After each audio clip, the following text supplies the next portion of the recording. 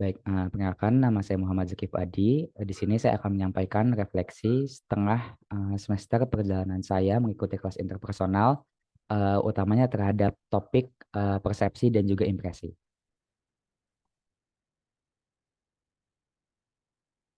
Baik, di sini pada topik ini saya sangat terasa dampak yang signifikan bagi diri saya pribadi, yaitu pertama dari topik yang persepsi.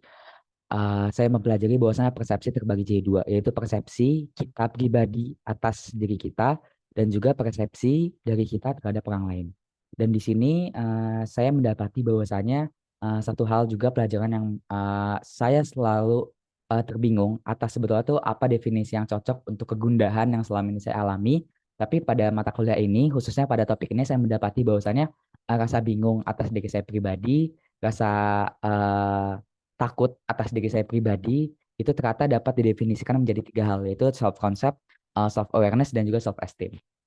Dan di mana pada tiga konsep ini saya menyadari bahwasanya saya perlu untuk mempunyai konsep keyakinan diri yang benar atas diri saya pribadi, dan juga saya harus dapat mampu menilai diri saya pribadi secara tepat, dan juga saya harus mampu dapat memiliki kesadaran terhadap diri saya pribadi sendiri secara tepat. Dan di sini musik merupakan satu hal yang penting yang saya dapati dari kelas yang saya ikuti, yaitu mengenai self esteem, yaitu tangga mengenai bagaimana tahapan-tahapan seseorang dapat mempunyai self esteem yang baik.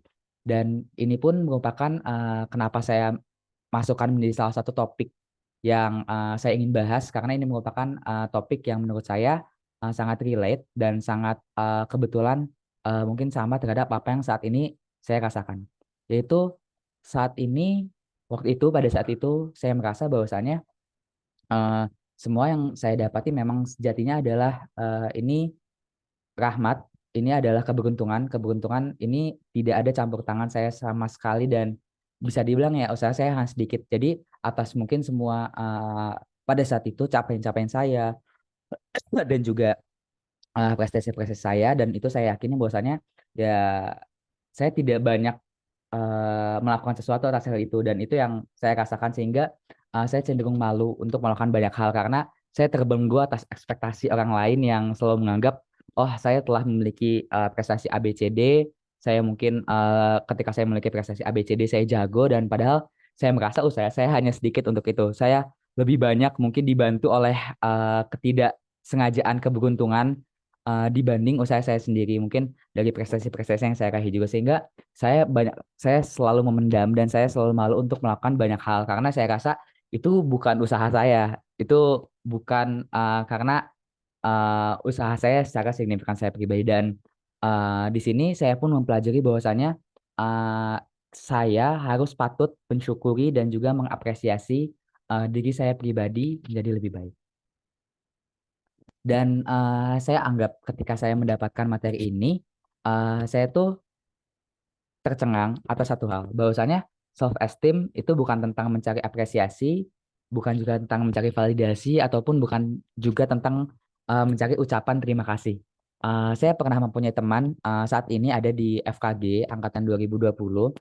Dia bilang, Zaki, aku kadang kamu kapan sepertiga ST gitu, atau 2/3 ST atau 3/3 ST gitu. Terus ya aku bilang kalau misalkan sepertiga ST kalau di FT, khususnya di TI itu masih semester 8. Nah, dan dia bilang, oh ya udah kalau misalkan nanti udah ini kabarin ya gitu. Hah, buat apa saya harus ngabarin kamu gitu. Terus kayak dia bilang, ya gak apa-apa, apresiasi buat hal-hal kecil. Dan dia, saya lihat dia pribadi tuh emang orang yang sangat aktif, produktif, dan juga dia sangat high achiever saya lihat. Tapi dia juga selalu bisa berhasil mengapresiasi hal-hal kecil yang dia lakukan.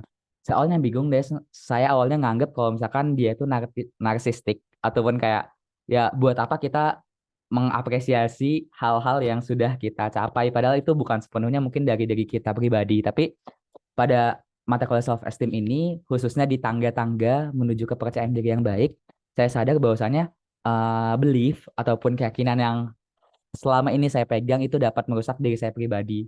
Saya tidak percaya diri, saya tidak mampu berjalan di atas kaki saya sendiri karena saya selalu menganggap semua yang ada saat ini hanyalah keberuntungan, dan saya tidak berani untuk melangkah lebih jauh. Dan ketika beliau teman saya ini mau untuk mengapresiasi diri dia pribadi dan juga eh, mulai melangkah, saya merasa dia bisa menempatkan dan menghargai sesuatu sebagaimana mestinya. Dan itu saya dapati bahwasanya self esteem itu tentang menempatkan dan menghargai sesuatu sebagaimana mestinya.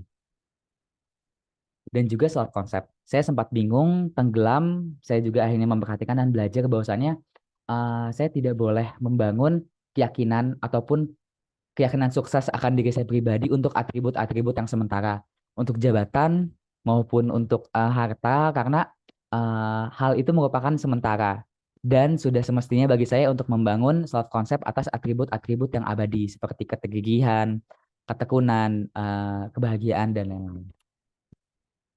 Dan di sini langkah pribadi untuk saya memperbaiki diri sendiri, saya sempat terpantik oleh salah satu pertanyaan di kelas Bapak saat itu, bagaimana caranya kita mengetahui yang orang tidak tahu dan yang kita tidak tahu.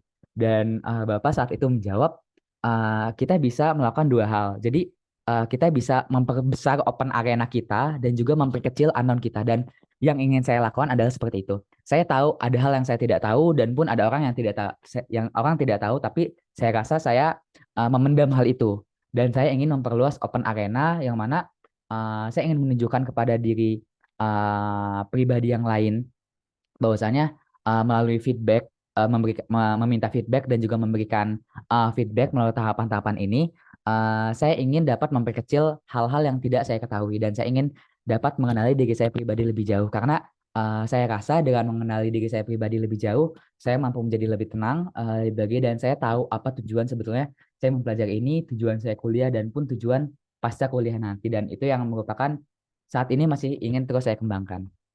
Sehingga langkah pribadi yang ingin saya lakukan, action plan yang ingin saya lakukan ke depannya atas materi ini adalah pertama dari segi self concept, plan, replan, mempelajari biografi tokoh. Bagaimana saya pernah mendengar satu topik dari Confucius, salah satu filsuf abad ke-6.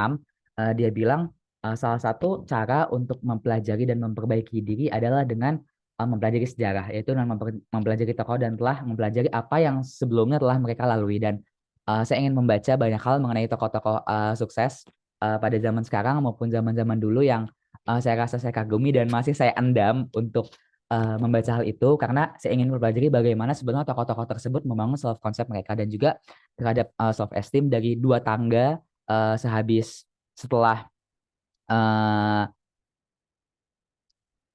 imposter syndrome adalah seek out nourishing people dan juga work on project that result success. Saya ingin uh, berkumpul dengan orang-orang yang bahagia, saya ingin berkumpul dengan orang-orang yang bangga atas pencapaian mereka pribadi juga, dan saya ingin mengerjakan beberapa kegiatan-kegiatan. Saya ingin banyak menulis terhadap hal-hal emosional selama ini saya pendam, tapi saya ingin mencoba dan merealisasikan hal yang ingin saya kerjakan tersebut. Dan juga untuk terhadap awareness saya pribadi, saya ingin memperluas pengetahuan dan memperkecil ketidaktahuan saya.